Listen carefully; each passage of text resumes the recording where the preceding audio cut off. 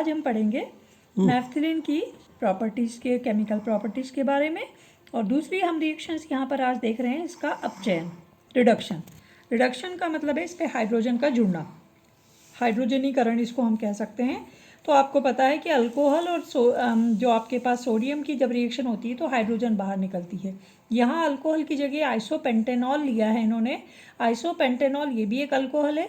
इसकी और सोडियम की जब रिएक्शन करते हैं तो हाइड्रोजन बाहर निकलती है, और ये हाइड्रोजन जो है वो इस पर जब जुड़ती है तो डबल बॉन्ड जो है वो ख़त्म हो जाते हैं और टेट्राहाइड्रोनेफ्थॉल आपके पास बन जाता है। टेट्राहाइड्रोनेफ्थॉल बनता है अल्फ़ा में भी, बीटा में भी किया आपने वही रिएक्शन, तो यहाँ पे टेट्राहाइड्रोनेफ्थॉल आपके पास बन गया। अब आपको ध्यान रखना है कि अल्फ़ा नेफ्थॉल जो बनता है टेट्राहाइड्रोनेफ्थॉल, इसमें OH ग्रुप उस बेंजीन रिंग उस पर जुड़ा हुआ है जो कि बेंजीन रिंग है ना।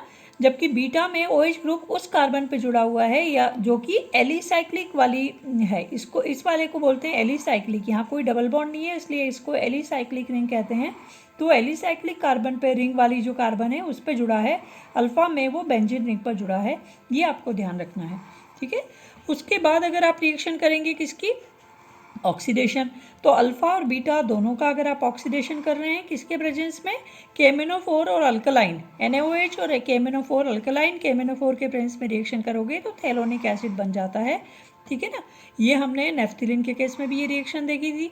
उसी तरीके से अगर अल्फ़ा नेफ्थॉल आपने लिया है और अल्फ़ा नेफ्थॉल लेके अगर आप उसको क्रोमिक एसिड और एसिटिक एसिड के प्रेजेंस में ऑक्सीडेशन करते हैं तो 1,4 नेफ्थाक्विनॉन अल्फ़ा नेफ्थॉल बना के देगा, बीटा ये रिएक्शन नहीं देता है, ठीक है ना।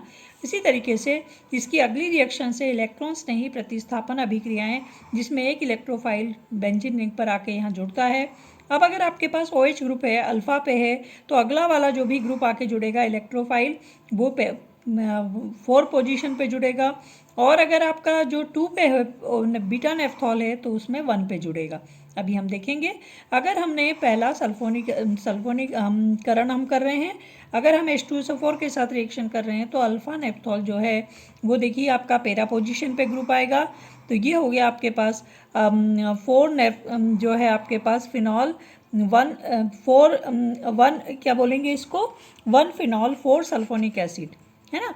1 फिनॉल 4 सल्फोनिक एसिड यहाँ पे हो गया, और ये 1 फिनॉल 2 सल्फोनिक एसिड ये भी यहाँ पे बन जाएगा। दो तरह पे जुड़ सकता है, 1 और 4 और 2 पोजीशन पे।